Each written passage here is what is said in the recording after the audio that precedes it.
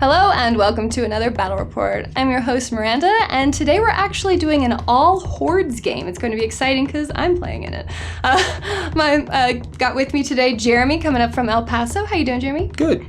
Today we're playing a 50-point game of Grymkin versus Skorne. I'm running Old Witch 3, running Grimkin in the 50-point Bump in the Night theme force. What are you running, Jeremy? I'm playing Xerxis 1 in the Masters of War theme list. So let's see how this goes.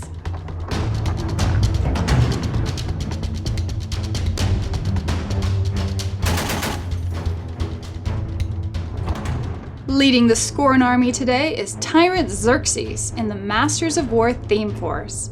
His battle group consists of a bronze-backed Titan, a Titan Gladiator, and Tiberion. He also has a unit of Paingiver Beast Handlers, a Mortithurge Willbreaker, an Extoller Soul Ward, and a full unit of Praetorian Xerxis. Grimkin is being led by Zevanna Agha, the Fate Keeper, in the Bump in the Night theme force. Her battle group includes a Cage Rager, Skin and Moans, a Gorehound, and 2 Krabbits. She also has a unit of Murder Crows, a full unit of Dreadrots, Lord Longfellow, and the Death Knell. We are playing the Steamroller 2017 Scenario Breakdown. The game mat was provided by TableWar.com. Skorne wins the starting roll and chooses to go second. Grymkin deploys with Zevanna Agha in the center next to her beasts, and the Dreadrots and Death Knell on opposite flanks. The Murder Crows have ambush because of the theme and will not deploy yet. Their prey target is the Praetorian Xerxis unit. Skorne deploys in a tight formation with beasts all to one side and Xerxis in the middle.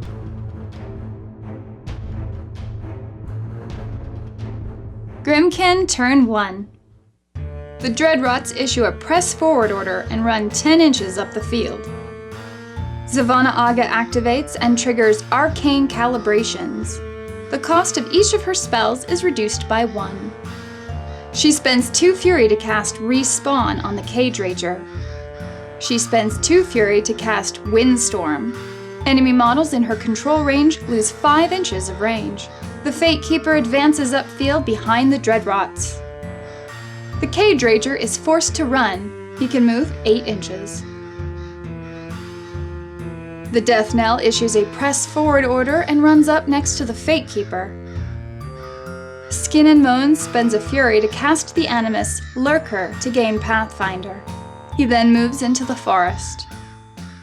1 Krabbit is forced to run up around Zevanna Agha, and the second Krabbit just advances.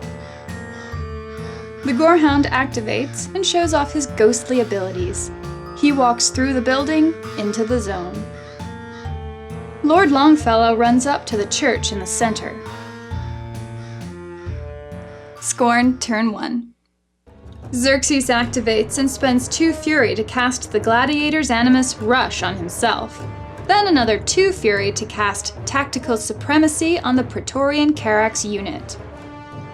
Xerxis also uses his battle plan Push to the Limit on the Praetorian unit, giving them +2 speed when advancing. Xerxis then walks straight through the forest. The Praetorian Xerxis unit issues a shield wall order and advances 8 inches because of Xerxis' battle plan. They then reposition 3 inches because of tactical supremacy. This allows them to reach the circular zone. The Extoller Soul Ward runs into the center of the Praetorian unit for protection. The Gladiator spends all 4 of its Fury to cast Rush on Tiberion and the Bronzeback. It then walks forward 4 inches. 2 of the Paingivers advance, and the other 2 use the star action Enrage on Tiberion and the Bronzeback, giving them +2 strength this turn. Since the Paingivers are in base contact with the War Beasts, those War Beasts can charge without being forced. Tiberion targets the Fate Keeper and charges, moving 9 inches with Pathfinder because of Rush. The Bronzeback does the same thing and charges 9 inches up the board, stopping next to Tiberion. The Mortithurge Willbreaker runs up behind Tiberion.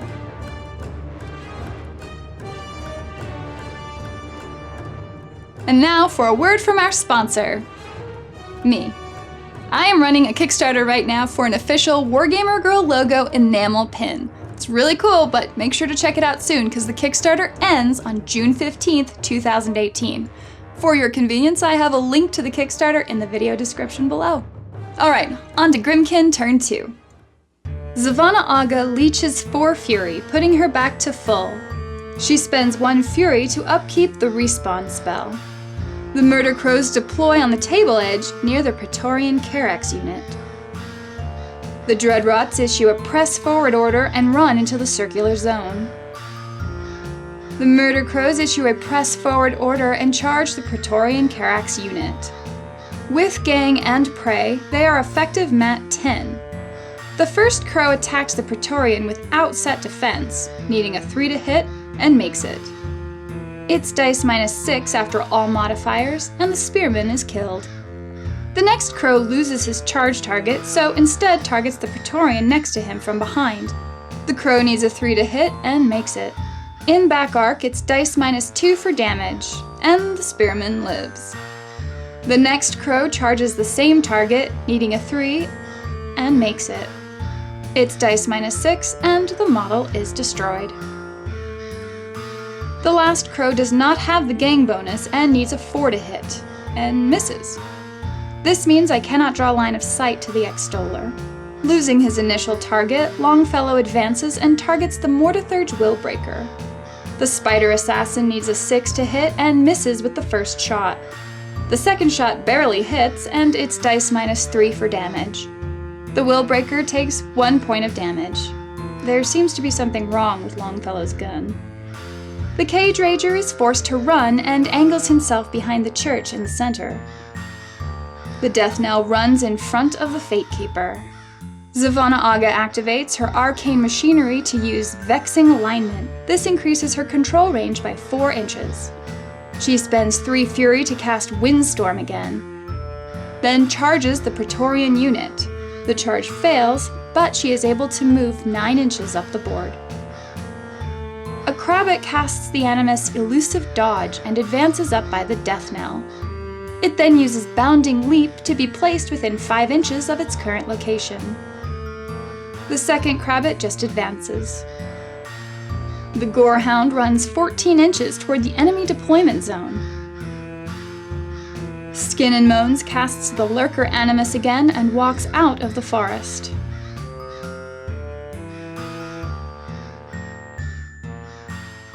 Are you enjoying the game so far? Please make sure to like this video and let me know your thoughts on the game in the comments. Alright, starting Skorne Turn 2. Xerxis leeches back up to 5 Fury and lets Tactical Supremacy drop. The Bronzeback Titan charges the Dreadrots, starting with the Tusks. The Titan needs a 5 to hit the Dreadrot and misses. It hits with the War Gauntlet and triggers a tough roll, which the Dreadrot fails. The Death Knell collects a corpse. The Bronzeback attacks another Dreadrot with the War Gauntlet, hitting on a 5 and makes it. The Dreadrot fails his tough roll and dies. The Death Knell collects another corpse. The Mortithurge Willbreaker moves up by the Bronzeback and uses his Star Attack Influence on the Dreadrot, needing a 5. The attack succeeds, and the Dreadrot is forced to attack another model in its unit. He needs a 6 to hit and makes it. This kills a Dreadrot, and his murderer collects a corpse token. Tiberian casts the Animus Irresistible Force to gain Bulldoze, then charges a Dreadrot. Tiberian contacts the base of a different model and bulldozes him back, then finishes the charge to engage the target Dreadrot. The first attack hits, triggering a tough check on the Dreadrot, who fails. The Death Knell keeps gathering corpses. Tiberian targets another Dreadrot with a shield and hits. It's dice -2 for damage because of the Death Knell, and this triggers another tough check, which fails. The Death Knell gains another corpse. Overtake triggers, moving Tiberian 1 inch to engage a Krabbit. He needs a 6 to hit the beast and makes it. It's dice +1 for damage, and the Krabbit takes 12 damage to Spiral 1.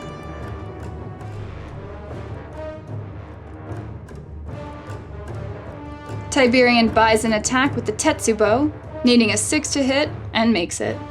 This ends the little crabbit. Zevanna Agha reaves the fury, and the death knell is now full of corpses. Tiberian moves 1 inch because of overtake, and buys an attack on the death knell. He needs a 5 to hit and makes it. It's dice -2 for damage, and the death knell is unscathed. Because Tiberian ended his activation within command range of the Bronzeback, a fury is removed. Xerxis activates and casts Rush on himself from the Gladiator. He then moves up toward Lord Longfellow and spends his remaining 3 fury to cast Defender's Ward on the Praetorian Xerxis unit. The Paingiver Beast Handlers issue a press forward order and run 12 inches up the board. The Titan Gladiator casts Rush on himself, riles for 1, and is forced to run. He moves 10 inches toward Longfellow. The X-Toller Soul Ward stands still and aims at a Murder Crow. He only has a 3-inch range because of Windstorm. The X-Toller needs a 6 to hit and makes it, and the Murder Crow is destroyed. The Praetorian unit splits a charge between the Murder Crows and Lord Longfellow. The Xerxis perform a combined melee attack on Lord Longfellow. They need a 6 to hit and make it. The attack is hard enough that a dice roll is not needed. Longfellow simply dies. Only 2 of the Praetorian models can attack the Murder Crows, since 1 is out of formation. The first attacker needs an 8 to hit and makes it easily. It's dice -2, and the attack more than destroys the crow. The second model also needs an 8 to hit and makes it. Another Murder Crow dies.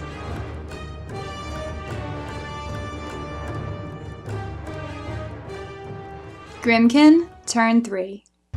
Zevanna Agha leeches back up to full fury and spends 1 to upkeep respawn.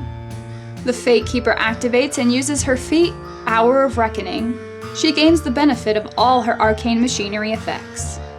Hellhole is triggered and D3 grunts are returned to play. Zevanna Agha targets the Praetorian unit with Carrion Crows. She has an aiming bonus and needs a 6 to hit because of Defender's Ward. She spends a fury to boost and makes it. This becomes a 4-inch AoE cloud and models within suffer blind for a round. Zevanna Agha then spends 2 fury to cast Curse of Shadows on the Praetorian unit. She needs a 3 to hit and makes it. She then spends 1 fury to cast Boundless Charge on the Cage Rager. The Dreadrots issue a press forward order and charge. 4 charge the Bronzeback and 2 charge Tiberian. The first model needs a 4 to hit and makes it. It's dice -9 on 4 dice. The Bronzeback takes 4 damage to Spiral 5. The next Dreadrot hits at dice -9 and causes 6 damage to Spiral 6. Another Dreadrot makes the attack but causes no damage.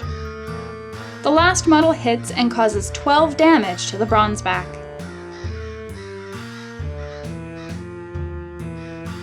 A Dreadrot attacking Tiberian hits at dice -11 and causes 4 damage to Spiral 2.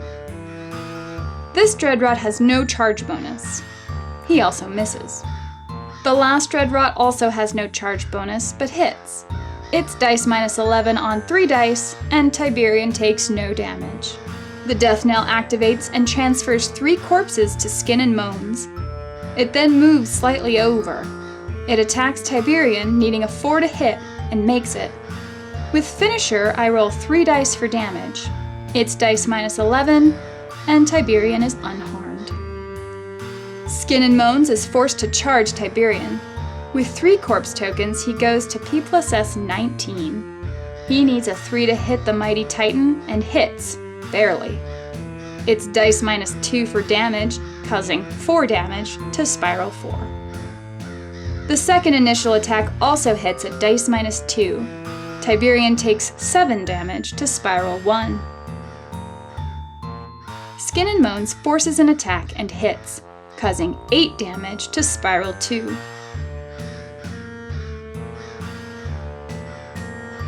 He buys another attack and hits.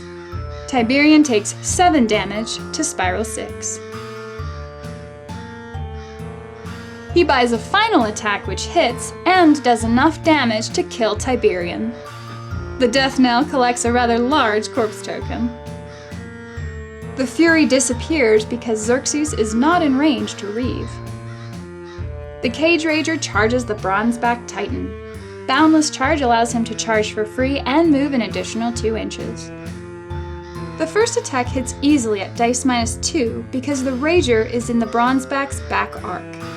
The Warbeast takes 10 damage to Spiral 5, which kills the Warbeast. The Cage Rager gains a corpse token. The Gorehound walks up within 2 inches of the Mortithurge Willbreaker and boosts an attack on him.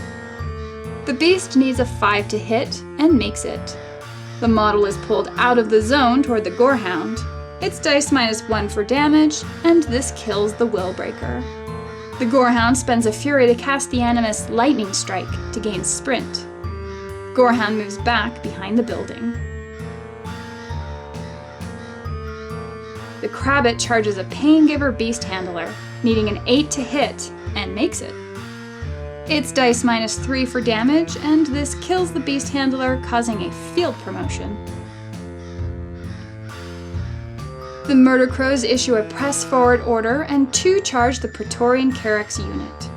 Since the unit is affected by Curse of Shadows, the Murder Crows can move through them to their new charge targets. The first one hits on anything but double ones and makes it. It's dice -2 for damage, and the model dies. The second crow also hits at dice -2 and kills another model. Grimkin scores 1 control point. Skorne, turn 3. Xerxis leeches 4 Fury and gains 1 for Spirit Bond. He lets Defender's Ward drop. Xerxis activates and feats. Friendly faction models gain an additional die on melee damage rolls. He gives the battle plan push to the limit to the X-Toller Soul Ward. Xerxis then charges the Murder Crows. He hits with the first attack and kills the crow. His second initial attack hits another crow, who dies. Overtake allows Xerxis to move up 1 inch. He buys an attack on the last Murder Crow, needing a 5 to hit. He makes it and finishes the unit. Xerxis overtakes 1 more inch. Xerxis spends 3 Fury to cast Lurch, allowing the Titan Gladiator to move 1 inch for each Fury spent. The Paingiver Beast Handlers advance, and one comes into base contact with the Gladiator and enrages it. 2 Beast Handlers attack the Crabbit, needing an 8 to hit. The first one misses, and the second one hits. It's dice -4, and the Crabbit takes 1 damage because of anatomical precision. The blinded Praetorian Xerxis unit advances to clear the path and regain formation. The X-Toller Soul Ward advances up 8 inches to get range on the Fate Keeper. The X-Toller targets the Fate Keeper with Spirit Eye, needing a 7 to hit. The Soul Ward spends a soul to boost the attack and makes it. The Soul Ward boosts the damage roll as well at dice -3. Zevanna Agha takes 3 damage. The Titan Gladiator activates and charges for free from the Beast Handler. He needs a 6 to hit, and the first attack makes it. It's dice -3 with 4 dice under the feet, and the Fate Keeper takes 10 damage, which is transferred to the Cage Rager.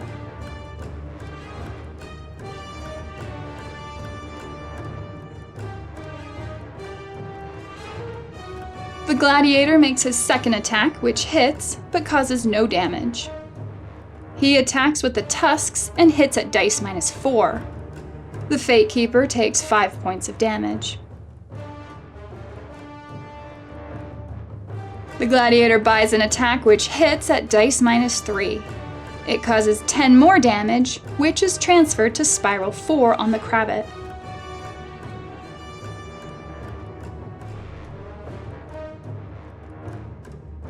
The Gladiator buys another attack which hits at dice -3. The Fate Keeper takes 9 damage, which she cannot transfer.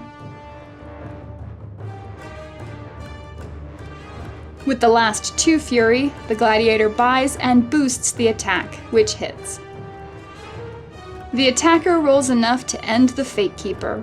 resulting in a Skorne victory. Man, Zevanna Agha was doing so well, right up until the part where she got killed. Oh well, she'll be back. What did you think of the battle? Let me know in the comments below. There is also a link to the post-battle discussion where you can hear me and my opponent discuss our plans during the battle, what worked well and what didn't. Finally, don't forget to check out the link to my current Kickstarter for an official Wargamer Girl enamel pin. Thanks for watching.